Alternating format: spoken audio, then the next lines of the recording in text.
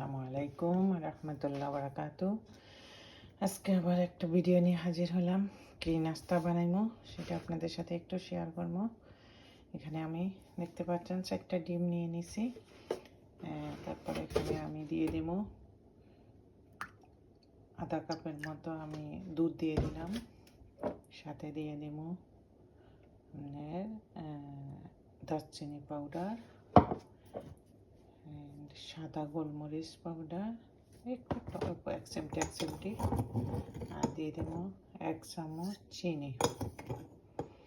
বাস, তারপরে এটাকে আমি ভালো করে ম্যাজিস্টার দিয়ে ভালো করে মিক্স করে নিলাম।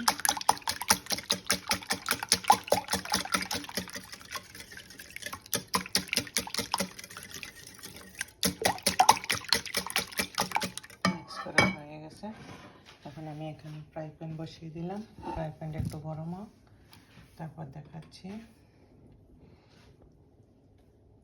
প্যানটা গরম হয়ে গেছে। এখন আমি এখানে দিয়ে দেবো কিছু ঘি। ঘি দিলে হয় গ্রানটা অনেক সুন্দর আসে। আপনি ঘি এবং তেলও ব্যবহার করতে পারেন। আমি দুইটাই ব্যবহার করব। আপনার যদি ভালো লাগে শুধু ঘি দিয়েও করতে পারেন, যদি না লাগে তাহলে শুধু তেল দিয়েও করতে পারেন আপনি। এখন আমি এখানে কিছু সানফ্লাওয়ার তেল হইলেও হয়, আপনি ভেজিটেবল তেলও দিতে পারেন, সোয়াবিন তেলও দিতে পারেন, কোনো সমস্যা নেই। তেলটা গরম হোক।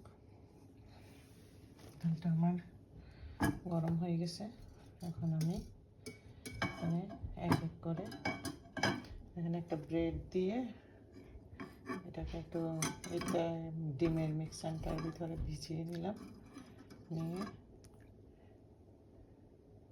মিক্সারটারে আপনি আস্তে করে তেলের ভিতরে দিয়ে দেবেন। ব্যাস, বানাই নেই, তারপর দেখাচ্ছি। এভাবে একটু তেলগুলো উপরেরটা হয়ে গেলে আমি নিচেরটা একটু উল্টাই দিই।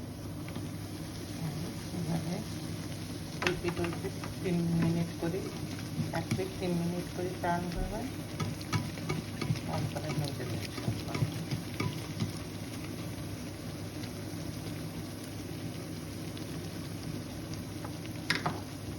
এখন ব্রেডটা হয়ে গেছে।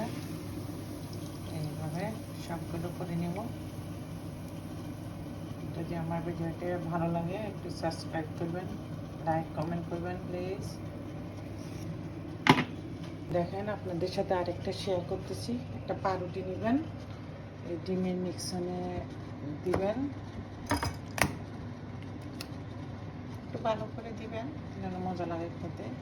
ভালো করে মিক্সারে দিয়ে একটু ভালো করে করে নেবেন। তারপরে তেলে দিয়ে দেবেন।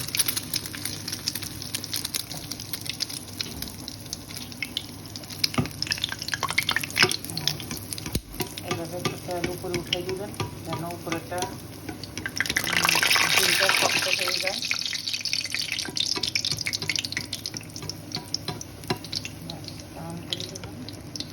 পরে এখানে দিবেন এইভাবে। এই যে আমার সবগুলো হয়ে গেছে, এটা লাস্ট ওয়ান। তো ভালো থাকেন। ভালো লাগলে ভিডিওটা একটু শেয়ার করবেন সবার সাথে, লাইক কমেন্ট দিবেন, সাবস্ক্রাইব করবেন। আল্লাহ হাফেজ।